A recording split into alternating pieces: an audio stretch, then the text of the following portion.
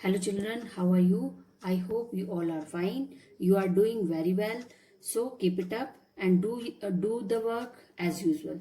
So previous video I have explained our chapter 2 theory base of accounting. In this chapter I have explained already basic accounting concept like business entity, money measurement, going concern concept and accounting period. So today I will explain accounting cost concept, dual aspect, matching and revenue operation. So let's start.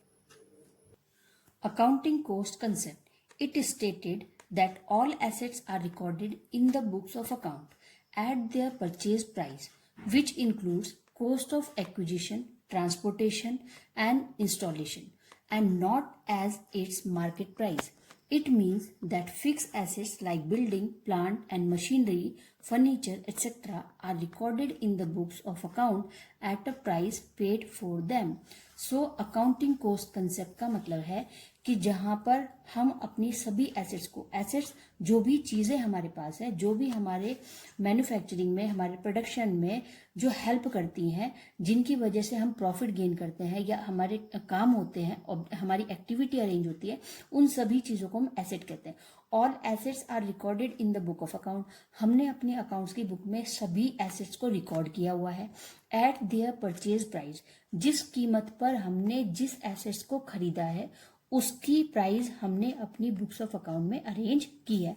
Suppose एक furniture को हमने 1 लाख रुपए का खरीदा अपनी form में, अपने employees के लिए, अपने बैठने के लिए, तो हम अपनी बुक्स ऑफ अकाउंट में भी उनके प्राइस जो है 1 लाख ही रिटर्न करेंगे, लिखेंगे.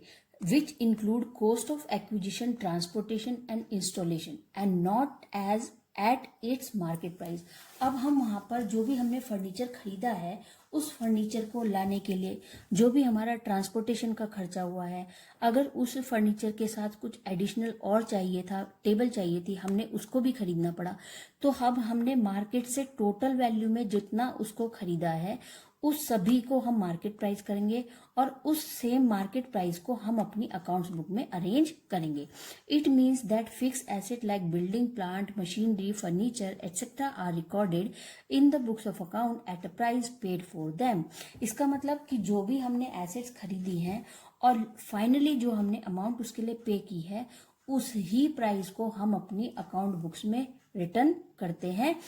सिंगल एसेट्स की वैल्यू को नहीं, जो भी ओवरऑल उसके ऊपर खर्चा हुआ है उन सभी को एसेट्स में ऐड करने के बाद उसकी जो फाइनल पेमेंट हुई है, फाइनल जो प्राइस हमने उसका पेमेंट किया है, उस फाइनल पेमेंट को हम अपनी अकाउंट्स रिकॉर्ड में मेंटेन करते हैं. Next is dual aspect concept. Dual aspect is the foundation or basic principle of accounting. It provides the very basis of recording business transaction in the books of accounts. This concept assumes that every transaction has a dual effect. It affects two accounts in their respective opposite sides. Therefore, the transaction should be recorded at two places. It means both the aspect of transaction must be recorded in the books of accounts. Thus, the duality concept is commonly expressed in terms of fundamental accounting equation. इसका मतलब है dual aspect कि जो भी हमारी जो accounting base है वो ड्यूल एस्पेक्ट पे डिपेंड है, मतलब बिजनेस पे डिपेंड है. कि जो भी हम कोई सपोज हमने फर्नीचर खरीदा तो फर्नीचर हमारा क्या हुआ, प्लस हो गया, और उस फर्नीचर के लिए ये हो सकता है कि हमने उसकी फाइनल पेमेंट की, अगर हमने फाइनल पेमेंट की तो कैश माइनस हो जाएगा. अगर हमने फर्नीचर को उधार खरीदा है हमारे ऊपर लायबिलिटी पे हो जाएगी, हमारे ड्यू हो जाएगी, सॉरी. तो इस तरह से यहाँ पर बताया जा रहा है कि ड्यूल एस्पेक्ट जो हमारा अकाउंटिंग प्रोसेस है, हमारा जो अकाउंटिंग ट्रांजेक्शन है वो ड्यूल एस्पेक्ट पे डिपेंड करता है. फाउंडेशन उसकी क्या कि ड्यूल एस्पेक्ट की एक चीज प्लस होगी, एक माइनस होगी, एक प्लस होगी दूसरी माइनस होगी. तो इस तरह से हमें दोनों तरफ, एक डेबिट में भी हमारी ट्रांजैक्शन यूज होगी और दूसरी तरफ क्रेडिट में भी काम करेगी. तो हमें बोथ साइड मतलब दोनों साइड्स को मेंटेन करना है. It affect two account in their respective opposite side. Opposite की डेबिट के अपोजिट कौन है, क्रेडिट. क्रेडिट का अपोजिट कौन है, डेबिट. डेबिट में फर्नीचर आपको मिला, आपका डेबिट. आपने कैश पेमेंट की तो वो credit. Therefore the transaction should be record at two place in debit side and credit side are two places. It means both the aspect of transaction must be recorded in the book of accounts. The duality concept is commonly expressed in terms of fundamental accounting equation. और हमारी जो dual aspect concept है वो इस equation पर काम करती है. एसेट्स, जो भी आपके पास एसेट्स हैं, डेबिट, इसका मतलब एसेट्स आपके पास बिल्डिंग है, फर्नीचर है, उसके बाद मशीनरी है, तो ये आपकी एसेट्स है. तो एसेट्स आपकी हैं तो ये डेबिट साइड में यूज होंगी. इक्वल्स टू, अब इन एसेट्स को आपने कैसे अरेंज किया है, लायबिलिटीज यूज की है या कैपिटल यूज की है. कि सपोज आपकी एक एसेट है, आपका एसेट फर्नीचर आपका 1,00,000 का है. उस एसेट्स को खरीदने के लिए आपने कैपिटल अपना पैसा खर्च किया 50,000. एसेट्स 1,00,000 माइनस 50,000, इसका मतलब डिफरेंस है 50,000. 50,000 आपके ऊपर क्या है, लायबिलिटीज है. तो इसका मतलब है कि जो एसेट्स हमारी है, assets equals to liability plus capital, कि जो भी आपके पास एसेट्स हैं इन प्रेजेंट टाइम वो आपकी लायबिलिटीज और कैपिटल दोनों को मिला करके आपके पास एसेट हैं. और अगर डिफरेंस आएगा, एसेट्स 1,00,000 फर्नीचर है, कैपिटल आपके पास 1,00,000 थी, तो इसका मतलब आपकी लायबिलिटीज क्या हो जाएगी, 0. एसेट के नीचे 1,00,000 एसेट इस और कैपिटल 1,00,000, तो दोनों साइड क्या है, इक्वल है.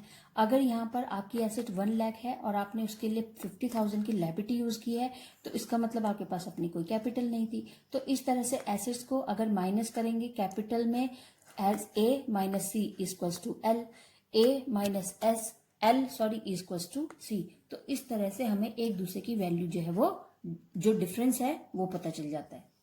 I have explained a example of dual aspect concept. So dual aspect is the foundation or basis principle of accounting.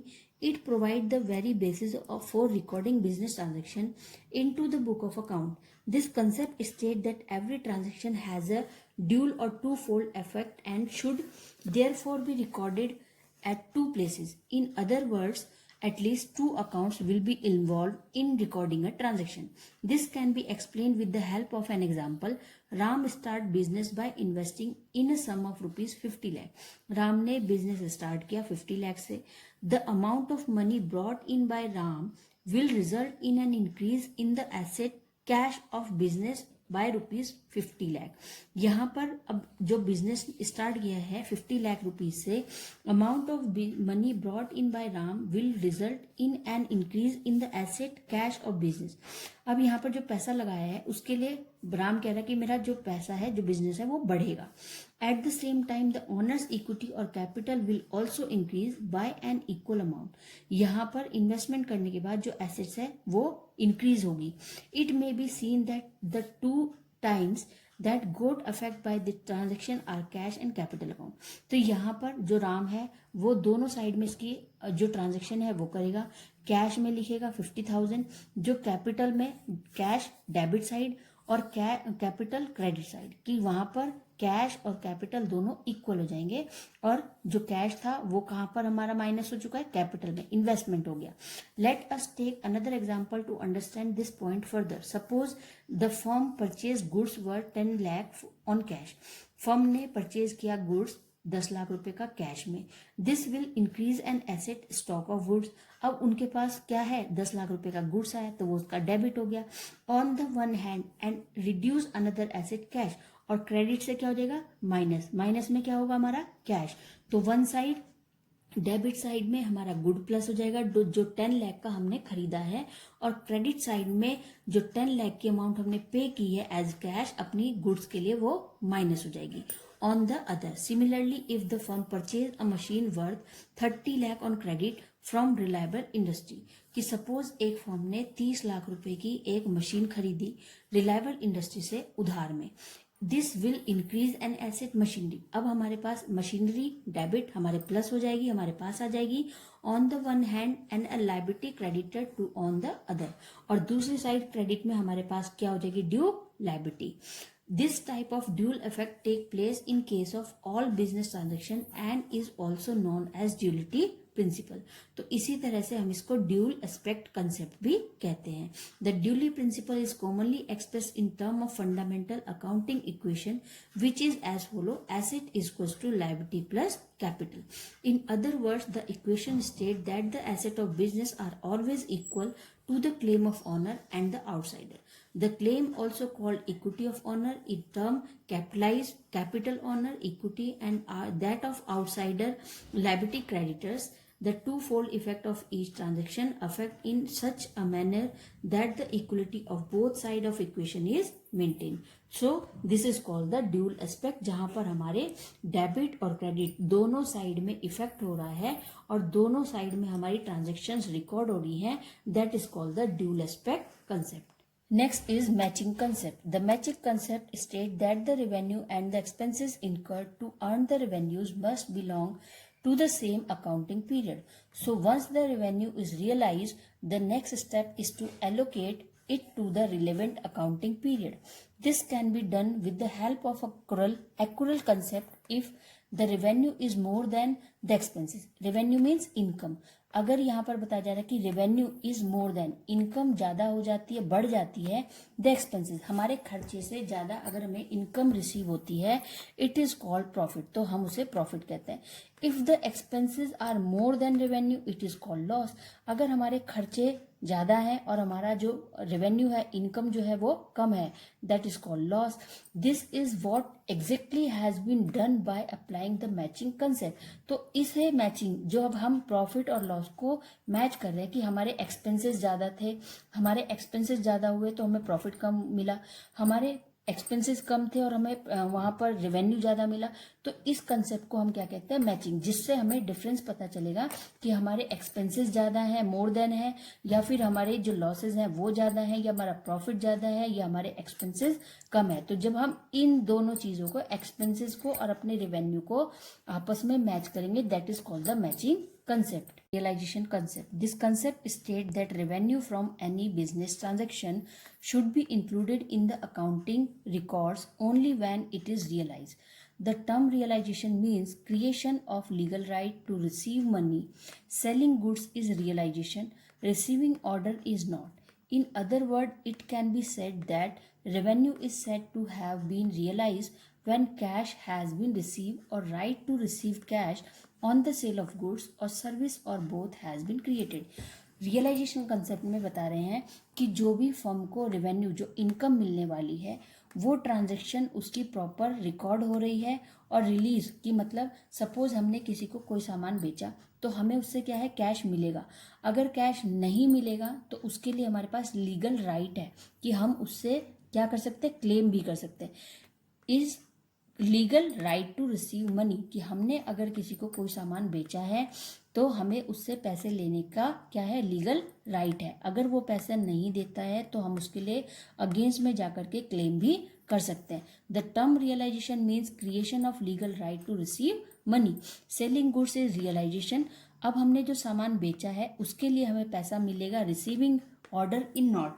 और अगर नहीं मिलता है, in other word it can be said that revenue is said to have been realised when cash has been receive और right to receive cash. कि आपको cash मिल रहा है तो रियलाइजेशन ठीक है, आपने सेल किया है, पैसा मिल रहा है. लेकिन अगर नहीं मिल रहा है तो उसके लिए आपके पास लीगल राइट है और आप उनको यूज कर सकते हो, जो भी आपने किसी को अपना गुड्स बेचा है या सर्विस प्रोवाइड की है. The concept of realisation state that revenue is realised at the time when goods और सर्विस आर एक्चुअली डिलीवर्ड. और ये आपको कब मिलेगा, जब आपने अपनी सर्विस या फिर गुड्स को प्रोवाइड किया है किसी को और डिलीवर कर चुके हैं, और उसके बाद आपको जो वहां पर है मनी, जो पैसा है वो मिलने वाला है. That is called realisation concept. Here is an example. Let us study the following example. A jeweler received an order to supply gold ornaments worth 55 lakh. They supplied ornament worth 2 lakh up to the year ending 31st December 2005, and rest of the ornament were supplied in January 2006. The revenue for the year 2005 for a jeweler is rupees 2 lakh. Mere getting an order is not considered as revenue until the goods have been delivered. अब देखिए यहाँ पर एक jeweller है जिसको order मिला है jewellery बनाने का किसी की तरफ से. अब वहाँ पर जो भी जिसने भी वो ऑर्नामेंट्स बनवाने हैं उसके लिए 5 लाख रुपीज़ की जो है वो अमाउंट पे करनी है. दे सप्लाइड ऑर्नामेंट वर्थ 2 लाख. और यहाँ पर 5 लाख के ऑर्नामेंट्स के बदले में 2 लाख की है जो ज्वेलर की तरफ से पे हो चुका है, मतलब 2 लाख के ज्वेलरी जो है वो कस्टमर को दी जा चुकी है up to the year end 31 December 2005। तो 31 दिसंबर 2005 तक 5 लाख की ज्वेलरी में से 2 लाख की ज्वेलरी कस्टमर को ज्वेलर की तरफ से पे की जा चुकी है and rest of the ornament were supplied in January 2006। और जो बचा हुआ ऑर्नामेंट है, जो बचे हुआ रिमेन ऑर्नामेंट है, ज्वेलरी जो है वो 2006 जनवरी में सप्लाई की जाएगी ज्वेलर की तरफ से। The revenue for the year 2005 for a jeweller is ₹2 lakh. तो इसका मतलब 2005 में जो ज्वेलर है उसकी रेवेन्यू, उसकी इनकम कितनी हुई? 2 लाख रुपीज की। Mayor getting an order is not considered, बाकी का जो ऑर्डर है वो अभी कंसिडर नहीं हुआ है, एज रेवेन्यू पास नहीं हुआ, डिलीवर नहीं हुआ है, as revenue until the goods have been deliver. तो वो इनकम कब होगी उसको? 2006 में, जब उसका नेक्स्ट ऑर्डर जो रिमेन ऑर्डर है वो भी डिलीवर हो जाएगा। बंसल सोल्ड गुड फॉर ₹1 लाख, बंसल ने सामान बेचा 1 लाख का for cash 2006 and the goods have been delivered during the same year. और बंसल ने 2006 में 1 लाख रुपीस का सामान बेचा और उसी साल में उसको जो है वो गुड्स जो है डिलीवर हो चुका है।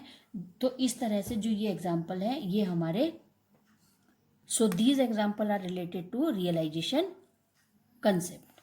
Next is accrual concept. The meaning of accrual is something that becomes due, especially an amount of money that is yet to be paid or received at the end of the accounting period.